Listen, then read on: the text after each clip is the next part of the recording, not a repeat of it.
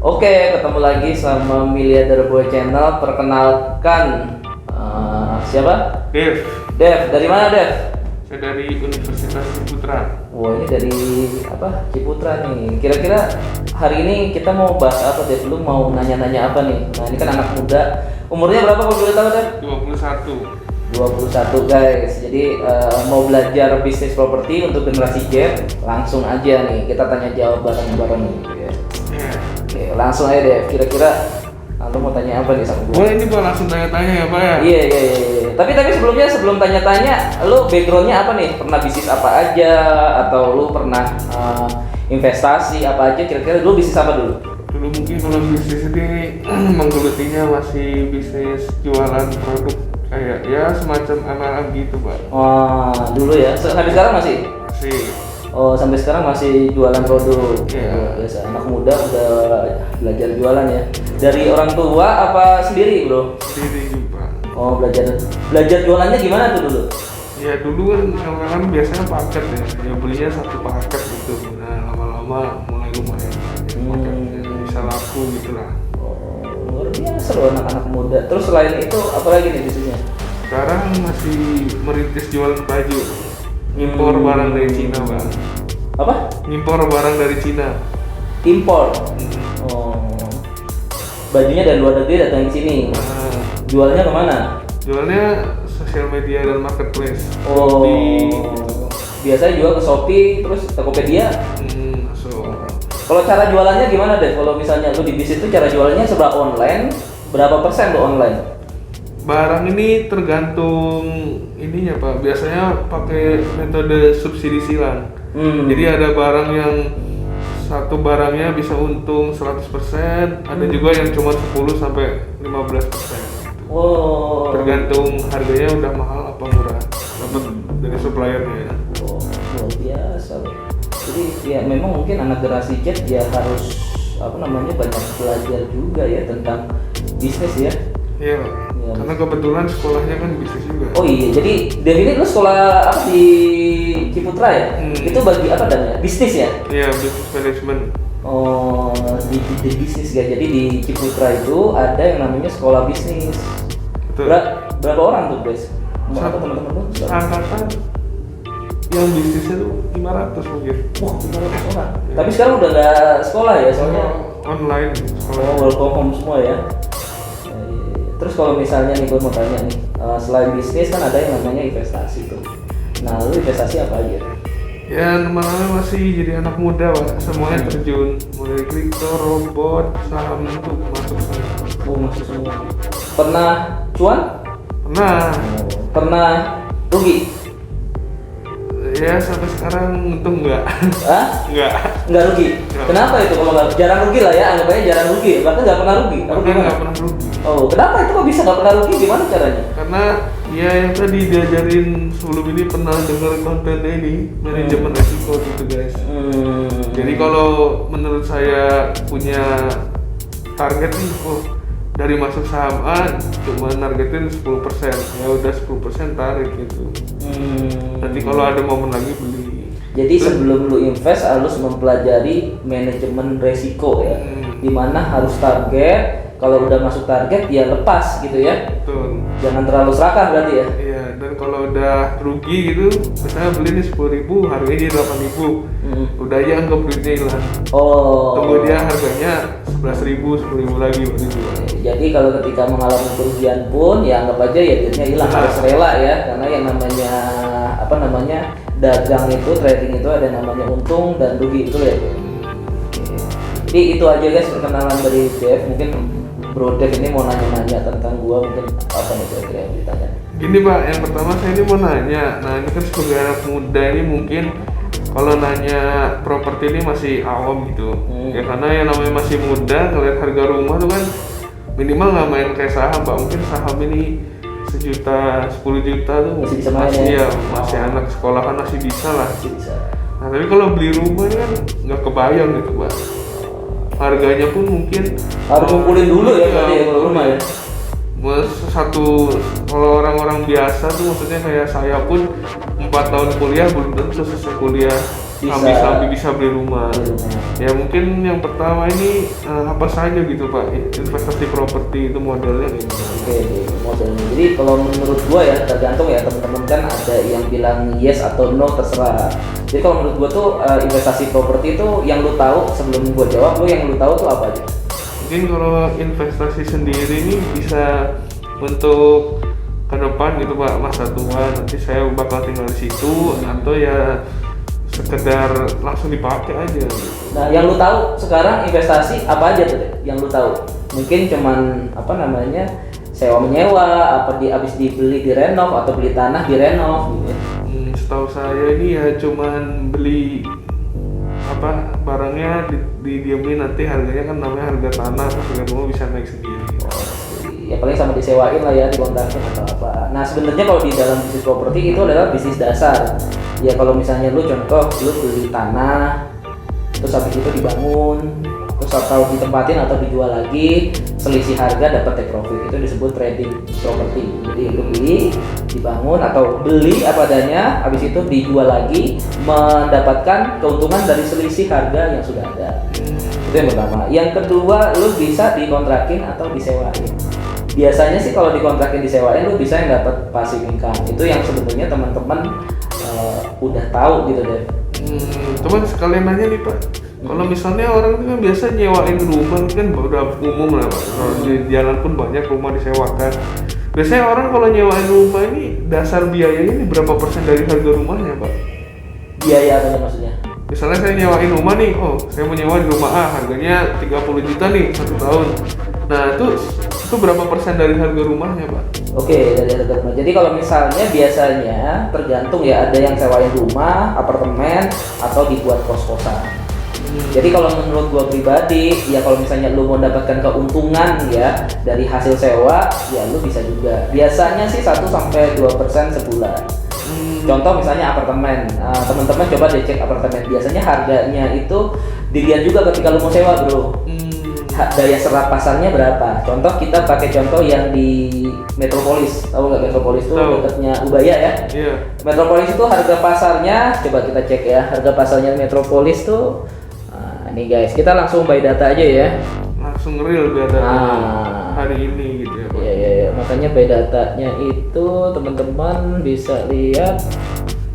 Biasanya sih harganya apartemen Metropolis.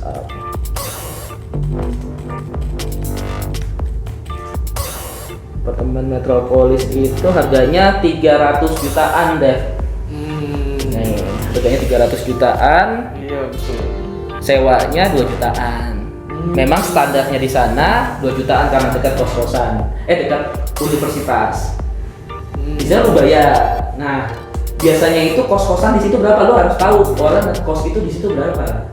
Contoh orang di situ ngekos, gua dulu pernah ngekos di daerah Ubaya itu kurang lebih 1 juta sampai 1,5 juta deh.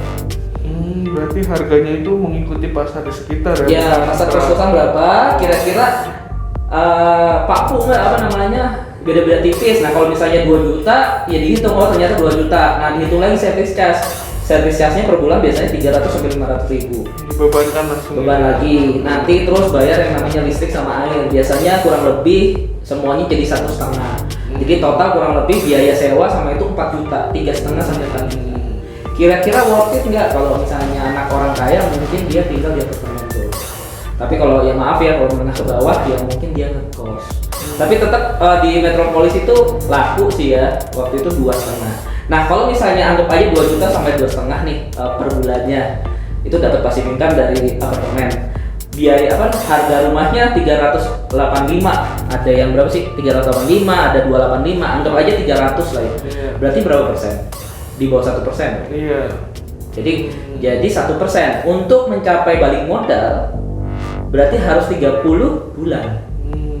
Berarti balik modalnya 30 bulan tuh berapa? Coba lu hitung, 3 bulan tuh berapa tahun? Sekitar 4 tahun, 5 tahun lah ya. 2,5 tahun. 2,5 tahun ya, berarti 2,5 tahun itu baru balik modal. Itu juga penurunan nilai. Berarti ketika di tahun ketiga dan keempat itu lu baru bisa menghasilkan uang. Berarti ketika di tahun kelima lu baru bisa menghasilkan 100%. Itu dengan catatan kalau lu disewa terus bro. Betul. Kalau tidak disewa gimana? Berarti lu jadi beban, jadi beban akhirnya. Pengennya untung malah beban. Service charge di apartemen itu kena biayanya tuh 500 sampai 600 tanpa dipakai. Setahun, Pak? Oh enggak, per bulan. Jadi ada minimal service charge sama minimal biaya air dan listrik, kurang lebih 600 ribuan per bulan. Kalau nggak ada yang sewa terus, ya itu jadi beban 500 kali 112 bulan sekitar 6 juta. Jadi lu naik dapat profit, turun lagi karena nggak ada yang sewa. Jadi kayak gitu ya. Jadi itu yang harus sebenarnya lu perhitungkan kalau misalnya lu mau sewa. Sama halnya dengan rumah deh. Rumah ada yang namanya bayar pajak sama PBB. Gitu ya. Tapi kalau lu bisa menghitung nilainya dengan harga yang murah itu worth it juga. Cuma cuannya kecil, 1% sampai 2%. Terbaik 2%. Tapi bukannya kalau bisnis real estate gitu liquidnya ini kecil, Pak?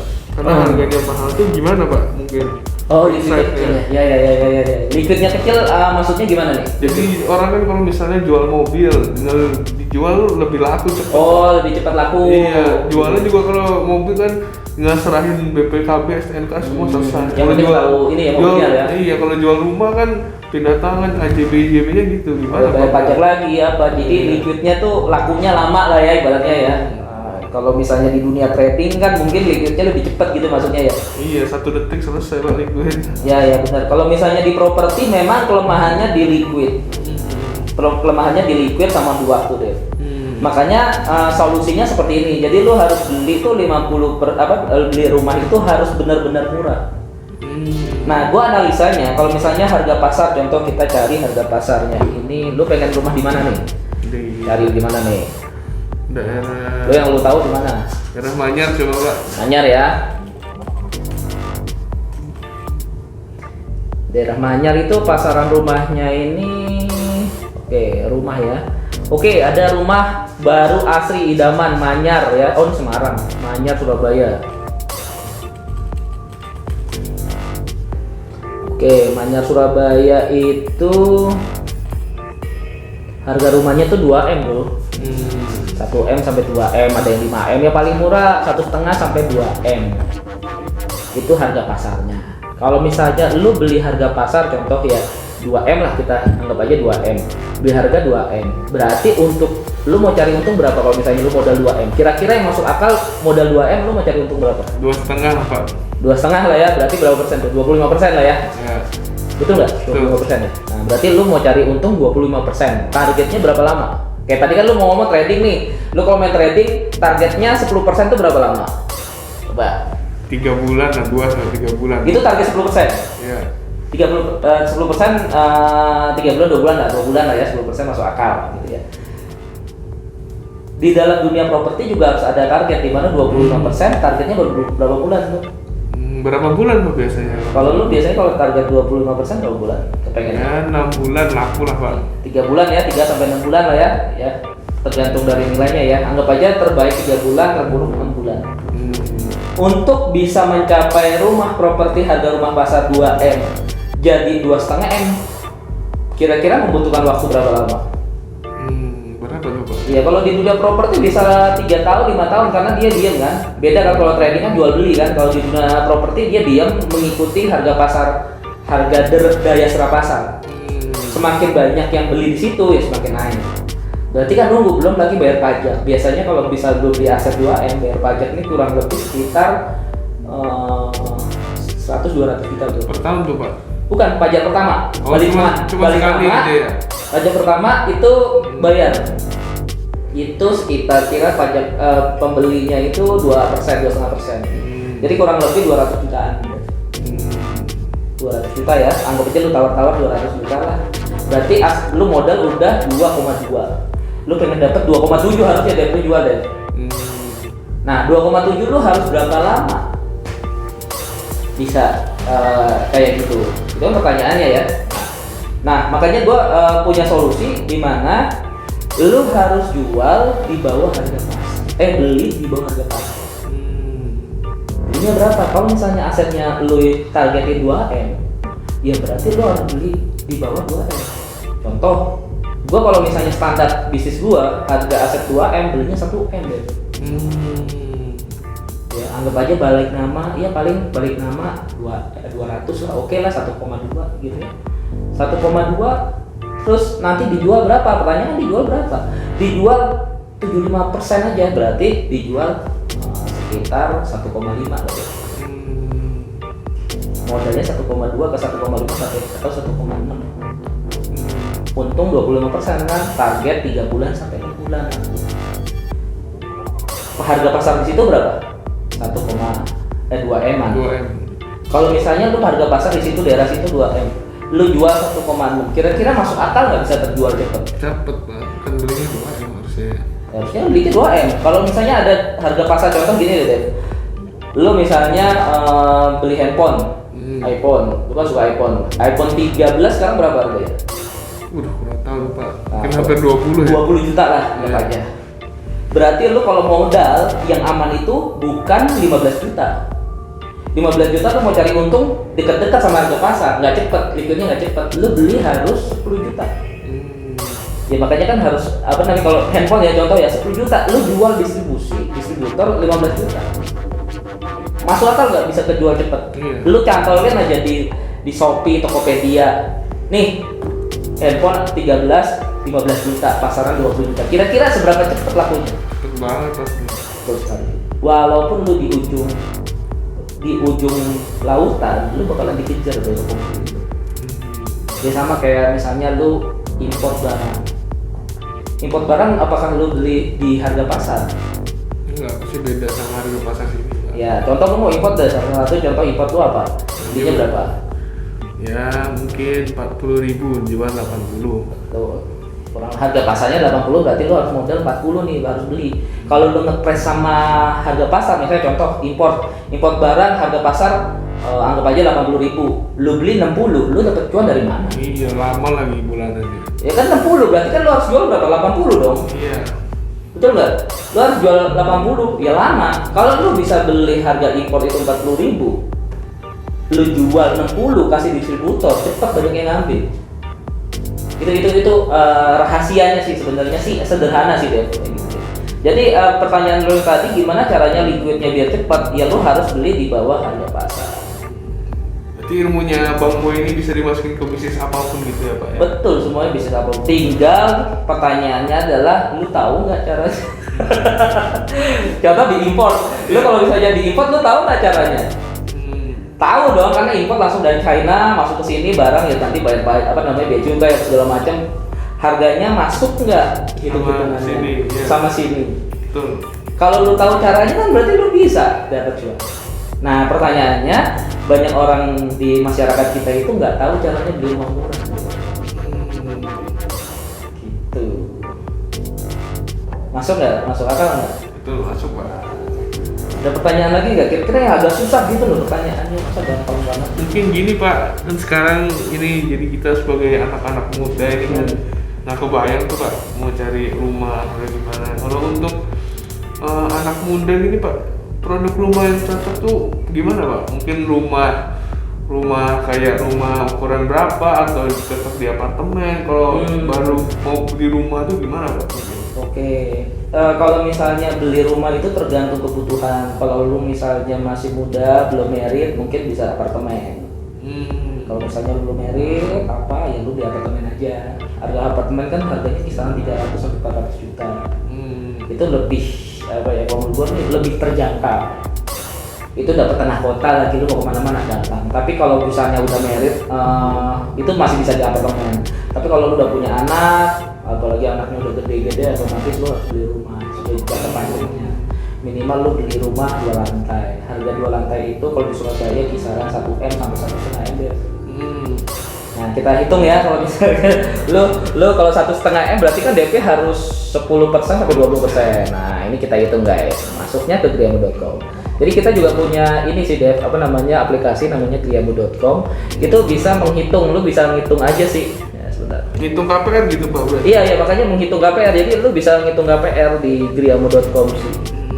Berarti berguna banget ya Pak website-nya? Ya websitenya sih biasanya ini yang gua pakai sih ya. Nah, ini menghitung. Anggap aja harga rumah 1M lah ya, biar kita tuh gampang. Harga rumah 1M. Itu biasanya berapa Pak bunganya rumah Ya, DP ini? makanya 1M DP biasanya 10 sampai 200 juta lah DP-nya. Oke, jangka waktu kalau gua saranin sih ambil jangka waktu yang panjang aja deh. Oh kenapa gitu Pak harusnya panjang? Bukannya enak yang sebentar Pak bunganya? Bunganya jadi kalau kebanyakan orang tuh kalau misalnya cari apa namanya KPR tuh selalu mikirnya pendek aja. Kalau pendek kan cepet lunas. Tapi alih-alih lu pengen cepet lunas malah cepet macet deh. Karena misalnya contoh di sini jangka waktunya kita ambil 15 tahun, 10 tahun deh. Kita ambil 10 tahun. 10 tahun itu lu dengan suku bunga 8,25 itu biasanya kalau misalnya itu promo 8,25 bisa ke 13%. Itu kamu biaya banknya tuh kurang lebih hampir 20 jutaan. Diskontonya itu 20 jutaan pembayaran biaya banknya sama biaya notaris kurang lebih 48. Anggap aja 50 sampai 60. Jadi lu sekalian DP 200 juta plus 60-an. Di sini ketemu 227 dengan cicilannya 12 juta. Kalau misalnya lu cicilan 12 juta, lu harus gaji sekitar 30 juta atau income 30 juta. Ini belum floating. Floating itu 13%. Anggap aja terburuk itu floating 13%.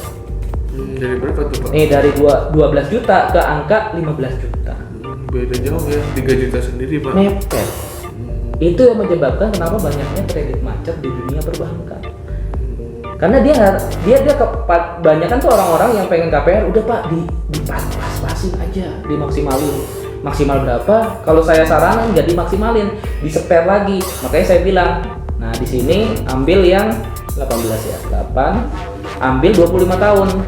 Kalau BTN tuh ada, sekarang malah kalau misalnya lu tahu ya, ada produk dari BTN itu 30 tahun buat anak milenial. Malah semakin lama ya Pak ya? Semakin lama di sini dikasih tahu kalau 25 tahun aja guys. 25 tahun. Tadi kan 15 juta, 13 ya, 12 ya. 12 ya. Nah, kalau di sini 8 juta doang. Kalau lu ambil 25 tahun 8 juta, apalagi kalau lu diambil 30 tahun.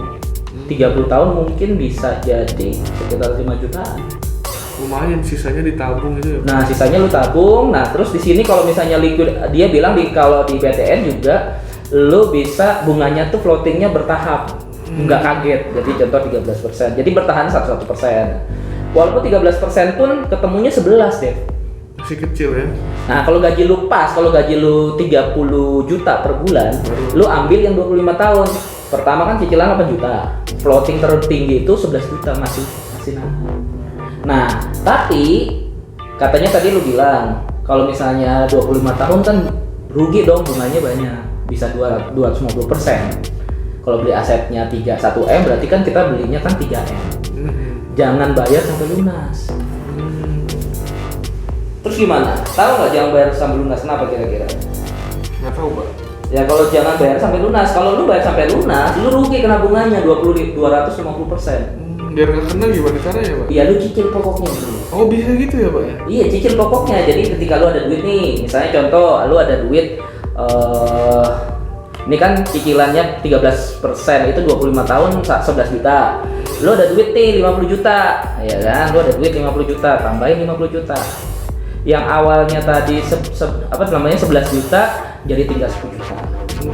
Setiap tahun lu namanya ada pembayaran ekstra di BTN. Dimana lu kalau ada duit lebih atau THR atau bonus, lu cicil tuh pokoknya. Jadi ngurangin bunganya ya Pak ya? Bunganya tetap. Oh. Kurangin cicilan pembayaran bulanan. Oh. Tahunnya juga tetap, bukan ketika lu cicil pokoknya, cicil ekstra itu tenornya berkurang, bukan. Tapi bulanannya yang berkurang. Bulanan yang tadinya 11 juta jadi 10. Nanti lu cicil lagi jadi 9, cicil lagi jadi 8. Jadi tambah ringan tuh. Jadi sampai 25 tahun makin kecil gitu ya bulanannya. Enggak sampai 25 tahun lunas. Kalau lu simulasi di sini, lu rutin cicil bunga 10 tahun 15 tahun udah lunas. Kan sama aja. Daripada lu ambil 10 tahun maksain bayar berapa? 10 tahun tadi maksain bayar sekitar 17 juta. Iya.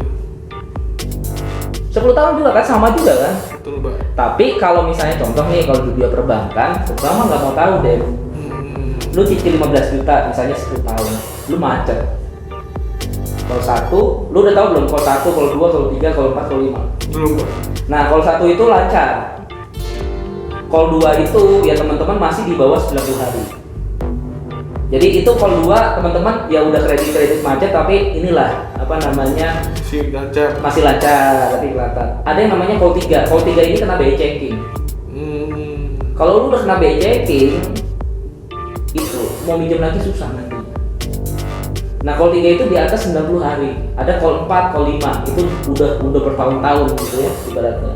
Nah daripada lu terlalu beresiko ambil keputusan pengennya cepet lunas dengan tenor per bulannya itu 15 juta, lebih baik lu ambil tahun 25 tahun bulanannya itu 8 jutaan, lu cicil pokoknya Oh, gitu ya Pak ya. setiap tahun. Kalau nggak ada duit ya udah misalnya. Yang penting selamatin dulu cash flow-nya deh. Gitu. Itu menurut gua sih bijaksana sih. Iya. Dev, ya tapi banyak orang yang nggak ini sih Dev, kalau menurut gua tuh banyak orang yang nggak tahu gitu ya. Kira-kira mau ambil daerah mana lu rumah? Wah, nanti dulu Pak, kuliah belum selesai. Oh iya, makanya ini harus dipersiapin deh. Jadi anak Iya. muda itu yang paling pertama itu lebih baik kalau menurut gua nih, lu lebih baik beli mobil dulu atau rumah dulu? Beli rumah Pak. Iya, soalnya lu udah punya mobil.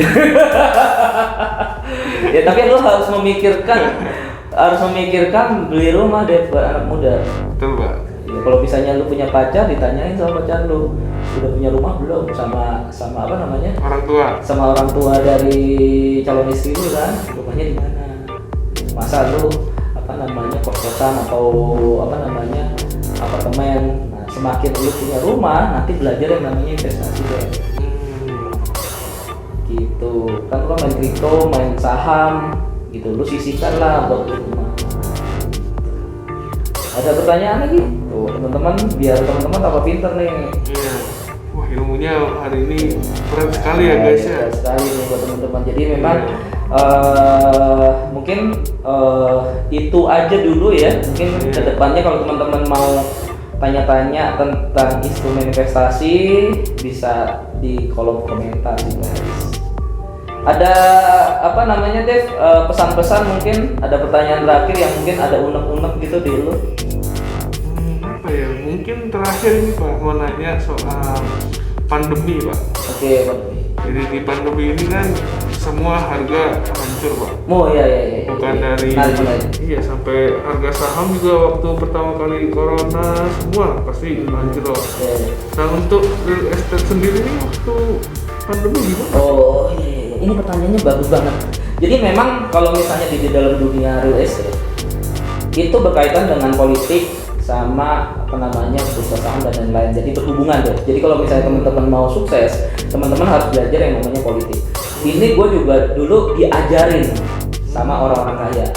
Jadi ketika gue nongkrong main badminton, itu yang orang-orang kaya semua kan. Gue tanya, kok kalau mau kaya caranya gimana? Lu kalau mau kaya, lu belajar politik. Lu belajar bursa saham, lu belajar saham, forex apa segala macam naik turunnya. Itu kalau naik turunnya market itu tergantung dari politik juga deh. Jadi yang dipelajari bukan grafiknya, Ada berita apa juga? berita penting, apa, isunya deh. Di dalam dunia properti juga harus belajar di isu. Nah, poin yang pertama adalah yang lu harus pelajarin, lu harus tahu setiap 10 tahun sekali itu pasti krisis. Contohnya 98, Betul. 2008, 2018. Karena di tim kita 2018 sudah pasti krisis, tapi gara-gara pandemi panjang nih dia. Sampai 2021 bahkan sampai 2022. Ini kan katanya ada Covid lagi nih yang baru nih. Iya. Apa tuh namanya? Covid R1 atau bisa ya? Apa ya? Ada gitu ya di Eropa Iya, tuh udah iya. mulai ada deh. Gelombang lagi nih Pak. Betul. Itu mempengaruhi nggak di bisnis properti? Pengaruh banget. Jadi banyak properti yang turun sebenarnya karena efek ini deh. Tapi dimanfaatkan oleh bandar-bandar. Jadi di dunia properti juga ada bandarnya, bukan di kalau di saham atau kripto ada bandarnya nggak? Ada. Nah, cara berpikir bandar gimana deh?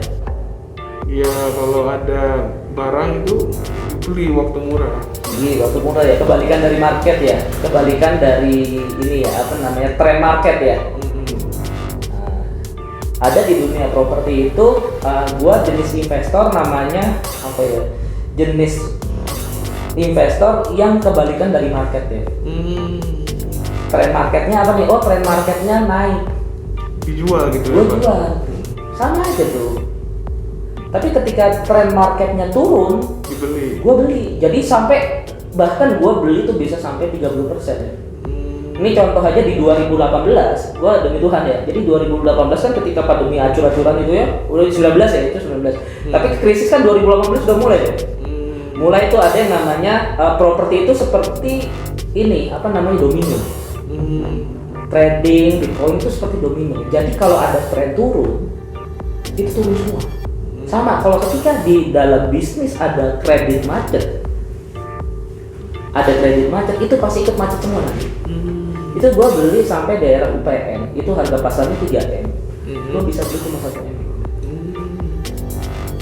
Ketika bahkan sampai 70% ya, Pak. Tergiat 70% karena orang butuh duit, bener. Butuh duit. Ya udah, gua kasih dia sisa hutang 800 juta. Harga pasar 2,9 waktu itu, sekarang udah 4M-an. Harga pasar 2,9, dia sisa hutang 800 juta. Gua beli 100 juta, 1,1 sama 1,2. Dia berarti kita kasih susu dia 400 juta loh, selesai. Waktu itu kita masukin lagi ke bank. Nah kebetulan dibeli sama orang, itu masuk lagi tanpa DP. Jadi ini juga bagus buat lu deh. Lu bisa beli rumah tanpa DP. Iya. Tadi kan beli rumah kan, gue bilang kan kalau misalnya modal 1M, berarti DP-nya 200 juta. Bang, gue nggak ada bang, kalau belum ada uang 200 juta, tapi laporan keuangan gue bagus, BI checking gue bagus. Bisa nggak bang beli rumah tanpa DP? Nah pakai cara ini, jadi gue bandar ini stok dulu di bawah. Gue ambil dulu aset-aset yang orang-orang beku. Ketika itu gue jual sama orang-orang yang suka beli rumah KPR tanpa DP deh. Dia beli waktu itu pencairan 2,5, kita jual 2M. Malah dia dapat cashback 500 juta. Sama-sama nguntungin. Dia dapat duit, jadi kita dapat cuan 700, modal kan 1M, 1,2, ya dia beli 2M ya. Berarti kan kita untung 700-an, 800 ya, 800 juta. Nah orangnya yang beli untung juga. Kenapa? Dia dapat pencairan 2,5 dari bank. Dia bayar ke kita 2M, dia untung 500. Apa modal ya? Tapi kalau pencairan di atas 2M kan memang harus bagus ya laba keuangannya. Sama halnya kalau misalnya lu modal, misalnya contoh lu target beli rumah yang 1M tadi itu, ya kan? Gue belinya 400 juta, 300 juta, 400 lah. Gue jual lu ke berapa? Gue jual ke lu 600 juta aja. Pencairan ke bank 750. Lu dapat cashback itu 150. Anggap aja 150 lu bisa buat renov baru, atau buat modal Bitcoin atau kripto atau apapun. Nah itu analisis kita sebagai ibaratnya bandar lah. Jadi gue ini mindsetnya itu berlawanan dengan arus tren market. Ketika market itu pada panik 2018, 2019, 2020 kita malah borong. Kebanyakan orang umum itu beli ketika trennya akan naik. Jadi telat. Kalau misalnya lu main saham, trennya akan naik, itu udah telat. Justru ketika trennya di bawah, orang pada jual, lu beli tuh. Ketika udah mau naik, lu lepas. Biarlah ketika dia naik tinggi, biarlah dia dapat keuntungan lagi. Tapi kita resikonya lebih rendah ya. Resikonya lebih rendah dari mana? Contoh, lu beli aset, tadi gue bilang harga 3M, belinya 1M. Berarti kita dengan modal pegang aset senilai 3 kali lipat daripada modal awal. Resikonya lebih rendah daripada lu beli 75%. Harganya 3M, belinya di angka 2,5 bahkan 2M. Susah jualnya. Iya susah, soalnya lu harus jual senilai harga pasar lagi. Susah. Sama kayak Bitcoin sama kripto. Ketika harganya udah mau capai tinggi, kemungkinan dia yang lu kemarin kita sharing nggak kuat naik. Kalau nggak kuat naik apa? Turun. Itu kayak gitu deh. Ya kayak gitu guys ya. Udah menjawab semua kan bro? Sudah siap. Ya nanti kalau teman-teman mau membahas lagi lebih lanjut mungkin bisa komen di bawah guys. Thank you bro Dev udah tanya jawab nih, sharing. Terima kasih ya buat teman-teman. See you next time.